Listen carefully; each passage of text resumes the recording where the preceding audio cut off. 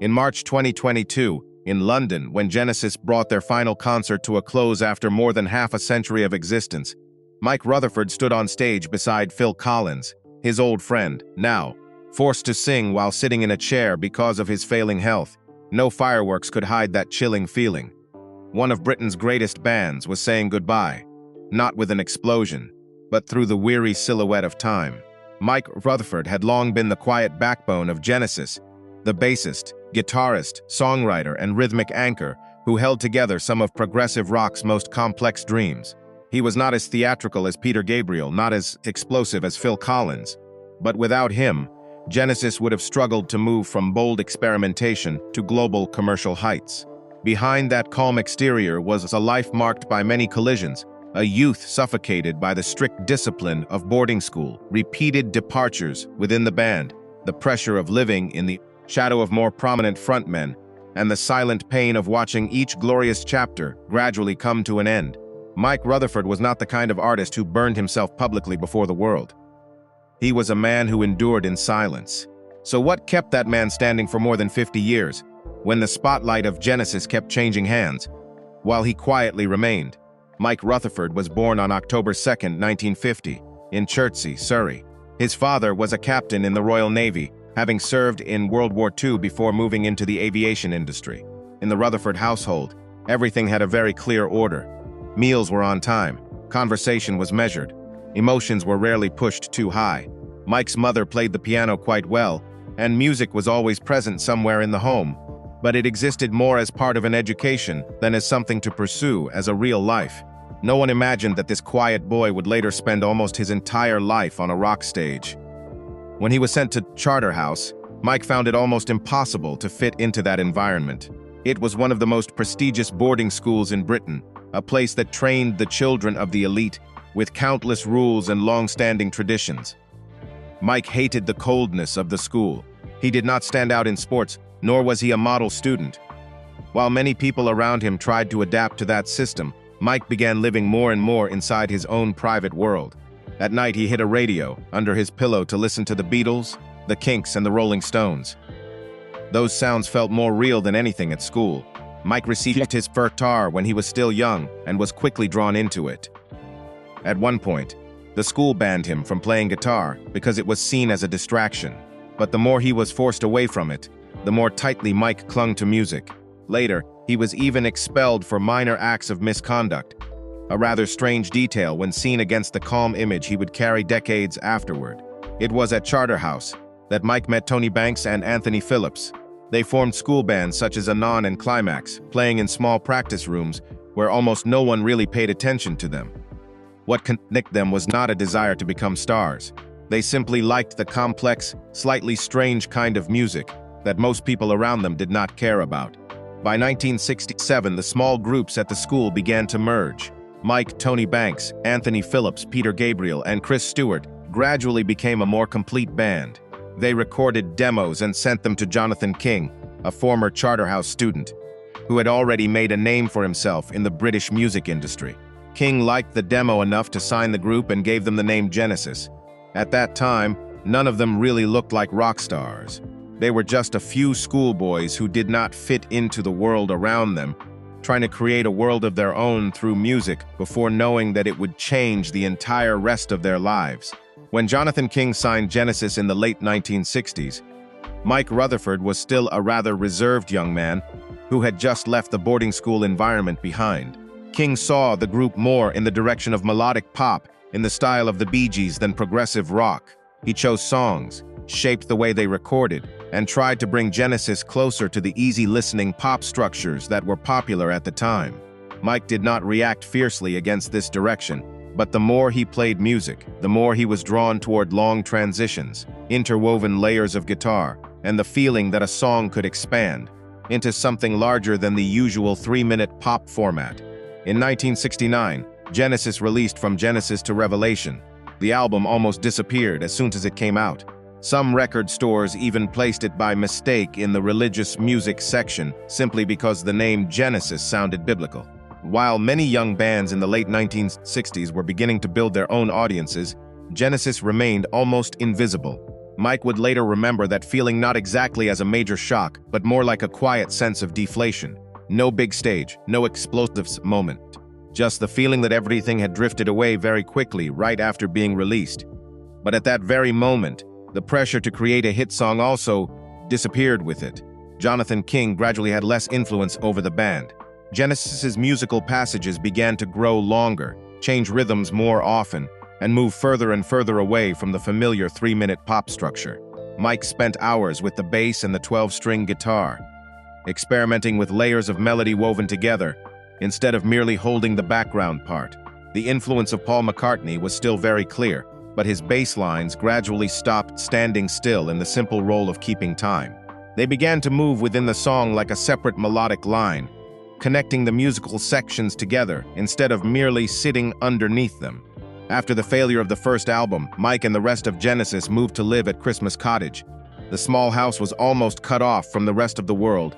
No television, no nightlife, no feeling of a young band chasing the image of late 1960s rock stars.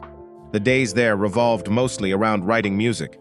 Mike would often sit for hours with a guitar or bass, playing the same passage over and over again to find a way to connect it to the next section. The atmosphere in the house often felt more like a closed community than a normal band. Tony Banks sat at the piano writing increasingly complex keyboard passages. Anthony Phillips developed interlacing layers of 12-string guitar. The musical pieces created in that house grew longer and longer, constantly changing direction, before returning from a completely different place. While much of British rock at the time grew out of blues clubs or small bars, Genesis developed almost in a state of isolation. Mike Rutherford did too. He was not truly trying to become a stage star. What kept him there in that house each day was not the feeling that fame was getting closer, but the fact that, for the first time, he was beginning to hear music that sounded more like the world inside him than at any previous point in his life.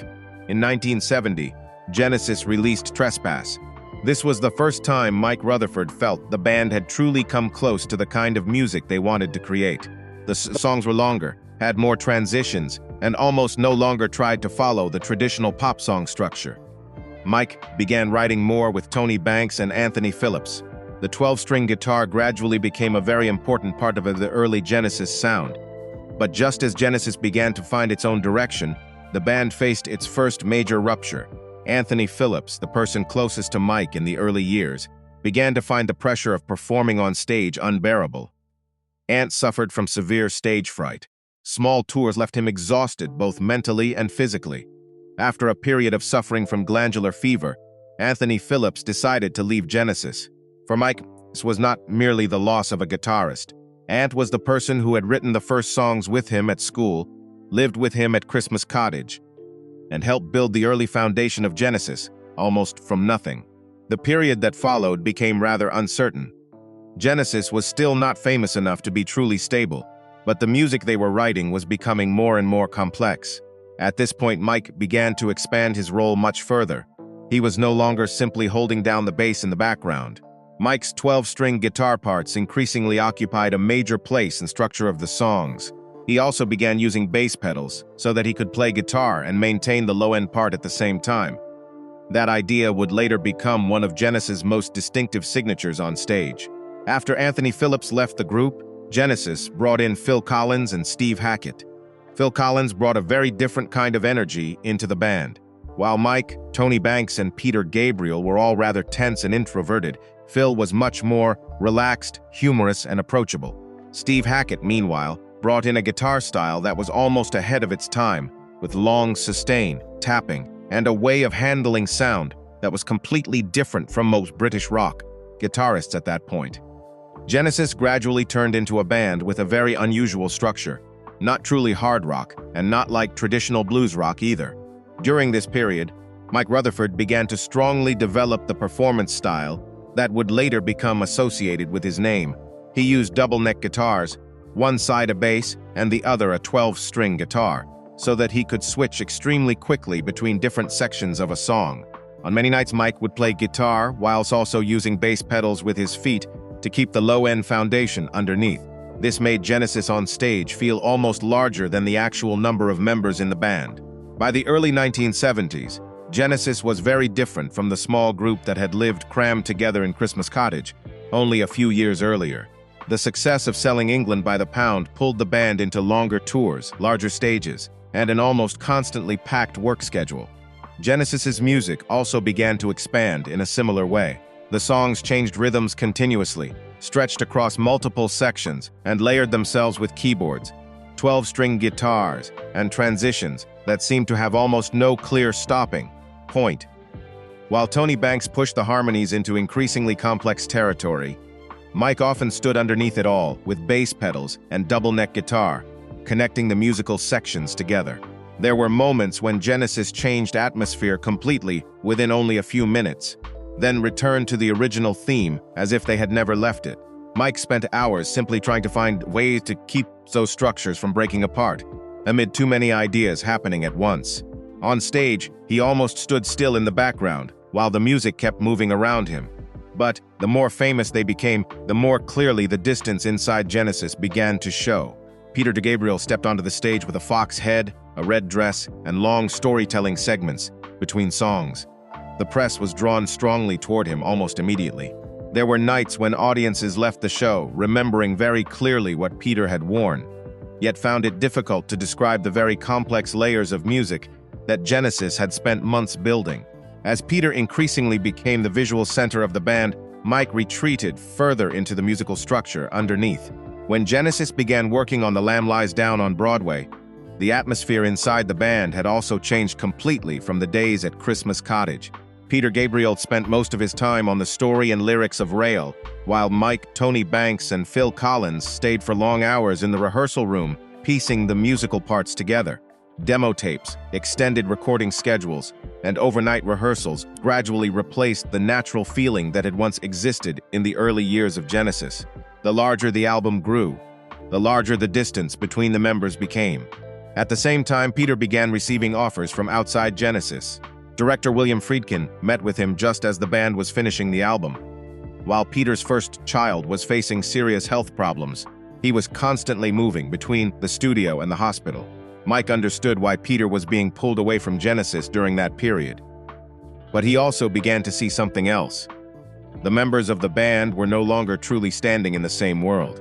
Many years later, Mike Rutherford looked back on The Lamb Lies Down on Broadway and called the process a mistake, not necessarily because of the album's music, but because it was the first time.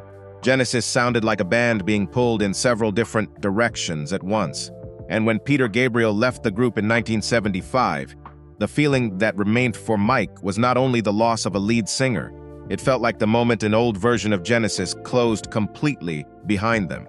After Peter Gabriel left Genesis in 1975, Mike Rutherford, for the first time, truly faced the feeling that the band could end at any moment. In the eyes of the British public at the time, Peter had become the face associated with Genesis for too long. Many articles seemed to treat his departure almost as an unavoidable full stop. Mike did not react noisily to that, but he remembered very clearly the unsteady feeling of the first months after Peter left the group. Genesis was still there, but no one really knew what form it could continue to exist in. Auditions for a new singer began after that. Mike listened to many people sing, but the more they tried, the more everything felt like a band trying to fill an empty space rather than continue moving forward.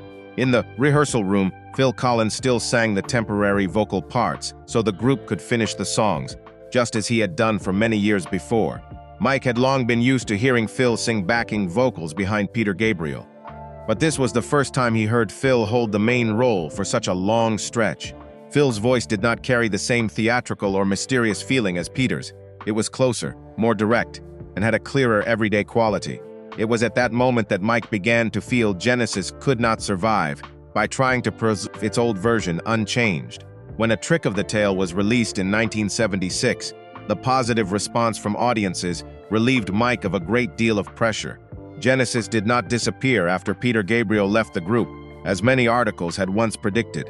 The songs on the album were more concise than in the days of The Lamb Lies Down on Broadway, and the melodies were also clearer, instead of being hidden beneath layers of theatrical imagery and fantastical characters. Mike began writing more than before. His bass lines no longer merely sat underneath the songs to keep time, but gradually carried the emotional movement of the music forward, while the 12-string guitar continued to cover Genesis with the cold, spacious sound that had followed the band since the early 1970s. When Steve Hackett left Genesis after Seconds Out, the band did not look for a new guitarist to replace him. The guitar parts began to fall onto Mike Rutherford's shoulders almost immediately. In the studio, he had to play more lead parts than before. On stage, the double-neck guitar became almost indispensable, helping him switch from bass to 12-string guitar and then to electric guitar within the same song. At that point, Genesis no longer had much room for someone to remain still inside an old role. Mike's playing was almost completely different from Steve Hackett's. There were no guitar passages that separated themselves from the song to become their own display pieces. His parts were softer, lower, and usually flowed into the whole rather than pulling all the light toward themselves. The bass pedals held the low-end foundation beneath. The 12-string guitar spread a wide layer above, and the electric guitar appeared just enough to keep the song moving. The instrument in Mike's hands did not stand at the center of the stage, but it kept Genesis from falling out of the very structure that was changing around it. That change became clear when, And Then There Were Three was released in 1978. The songs were shorter than before, the melodic lines clearer, no longer stretching through the musical labyrinths of the early 1970s. You Follow Me appeared on the radio with a softer, closer, more accessible Genesis. For many mainstream listeners, it was the first time they heard Genesis without needing to know that the band had once written long, complex pieces almost never meant for mass radio play. Another door began to open, not loudly, but very clearly. The deeper Genesis moved into the 1980s, the farther it traveled from the small rehearsal rooms of its early years. Duke, Abacab, Genesis, and then Invisible Touch brought the band to huge stadiums, where tens of thousands of listeners sang along to melodies that would once have been unimaginable in the days of Foxtrot or The Lamb Lies Down on Broadway. On those stages, Phil Collins stood at the front, Tony Banks sat behind the keyboards, and Mike remained in his familiar position with bass, guitar, and double-neck instrument. Genesis had changed shape, but the connection underneath their sound still lay very much in his hands. Alongside Genesis, Mike began opening a space of his own, with Small Creeps Day in 1980, and then Acting Very Strange a few years later. For the first time, he stood almost alone at the front, instead of hiding beneath the familiar structure of Genesis. Mike sang most of Acting Very Strange himself, but his voice did not carry the strong theatrical feeling of Peter Gabriel or the directness of Phil Collins. After many years living among Tony Banks, Phil Collins, Peter Gabriel, and Steve Hackett, Mike seemed more natural, standing inside a collective than separating himself completely from it. From that empty space, Mike plus the mechanics gradually took shape. This time, Mike did not need to turn himself into the lead singer. He let Paul Carrack and Paul Young stand at the front, while he stepped back behind them, in the role of writer, arranger, and the person who held the frame of the songs together. The group's songs moved closer to real life, family, the distance between father and son, and things kept silent for too long. After the fantastical worlds of early Genesis and the giant stadiums of the 1980s, Mike found another kind of space, smaller, but closer to people. The greater Genesis's success became, the more mixed reactions it drew. Some older fans looked at Follow You Follow Me, Invisible Touch, or the enormous stages as signs that the band had moved away from progressive rock. But by then, the history of Genesis no longer belonged to a single shape. The band had once lived inside long, multi-part compositions, and then that same band filled radio waves and packed stadiums. Mike passed through both of those worlds, with the same stance slightly behind the others, the same multi-role instrument, and the same habit of keeping the song from breaking apart amid every change of direction. By the early 1990s, Genesis had become a true stadium machine. Tours through Wembley and a series of major venues began to leave clear signs of exhaustion on Phil Collins. His voice, the touring schedule, and the central position in front of tens of thousands of people every night gradually pulled him away from the rest of the band. When We Can't Dance was released, the feeling of an ending had already appeared within the band's own enormous scale. After Phil Collins left Genesis, Mike Rutherford continued with Tony Banks and Ray Wilson. Calling All Stations carried a darker, heavier color, and was very different from the Invisible Touch era. But the reaction in America was much colder than expected. The door of Genesis did not close immediately, but it no longer opened in the old way either. Many years later, during reunion tours from Turn It On Again to The Last Domino tour, Mike still returned with his familiar double-neck guitar, standing among the songs that had followed him for almost his entire life. In the world of rock, where so many marriages collapsed under the pressure of touring, fame, and years spent almost never living in one fixed place, Mike Rutherford's private life moved in a very different direction. He married Angie in 1976, right at the stage when Genesis had just passed through its first major rupture after Peter Gabriel left the group. That marriage lasted through almost the entire most famous journey of Genesis and Mike plus the Mechanics.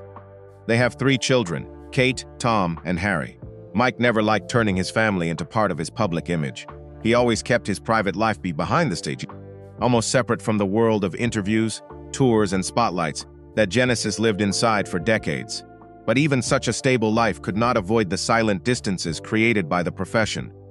Genesis operated for many years like an almost unstoppable machine. Tours followed tours, studios followed studios, and then came flights stretching across many different cities. Mike spent most of his adult life on the road, more than at home. And like many English men of his father's generation, he was not the type to easily express emotion. Important things were often held back longer than necessary. There were no loud tragedies appearing in the newspapers, but there still existed the feeling of conversations that never reached their end, and silences that stretched across many years without anyone really knowing where to begin. His father was an officer in the Royal Navy, belonging to the post-war generation of men accustomed to living through responsibility and discipline rather than emotional expression. Mike always respected his father, but between them, there still existed a distance that was difficult to name for almost their entire lives. When his father died in 1986, the feeling that many things had remained unsaid stayed inside him for a very long time. And from that empty space, the living years gradually took shape. The song does not carry the feeling of a violent lament. It is quieter than that. A son looks back at his relationship with his father, after every chance to speak has already slipped away. The lines about silence between generations of men touched many people because they did not belong to Mike Rutherford alone. For many years, he had almost avoided speaking directly about personal emotion in music, but the living years opened up a very private part of him that, before then, he had usually kept hidden behind all the structures, harmonies, and work of a songwriter standing inside a collective. Meanwhile, by Phil Collins's side throughout the years when Genesis was at its peak, Mike also witnessed the darker side of fame from very close range. Phil gradually became the center of all attention, from success and criticism to a private life that was constantly scrutinized. Broken marriages, stage pressure, and a work schedule that stretched across many years began to leave clear marks on him. But Genesis was never the kind of band that sat down and talked everything through. They continued recording, continued touring, and continued moving through every upheaval by working more. Because of that, many emotions inside the band did not disappear. They were simply pushed further into the background for many years. In the later years of his professional life, Mike Rutherford began facing another loss in a much quieter way. Neurological problems made playing guitar more difficult than before. The fingers that had once moved almost by instinct through decades of performing began no longer responding in the same way. For Mike, this did not feel like a great collapse, but like a slow change that was much harder to accept. The guitar that had followed him, from the days when he was still a schoolboy hiding in the dormitory with a radio tucked under his pillow, was now gradually becoming something his body could no longer control as easily as before. At present, Mike Rutherford lives largely between West Sussex in England and Cape Town in South Africa with his wife, Angie. After many decades spent almost continuously in studios or on the road touring, his life has become much quieter. Mike still appears with Mike plus the Mechanics on selected tours and occasionally takes part in activities related to Genesis, but the rhythm of life no longer carries the feeling of a machine operating without pause as it did in the 1980s or 1990s. Most of his time now revolves around family, private life, and the quiet spaces that once almost did not exist in Genesis' schedule. After The Last Domino tour, Mike's image on stage began to change quite clearly. Neurological problems made his left hand slower than before. At times, his fingers no longer followed the familiar movements on the fretboard with the same certainty. In Genesis' final concerts, Mike still stood with his familiar double-neck guitar, but his body no longer moved with the almost instinctive precision of decades earlier. There were moments when his hand paused very briefly in the middle of a transition, as if his body needed a few more seconds to remember what it had done for nearly an entire lifetime. Even so, Mike almost never turned that into a public tragedy.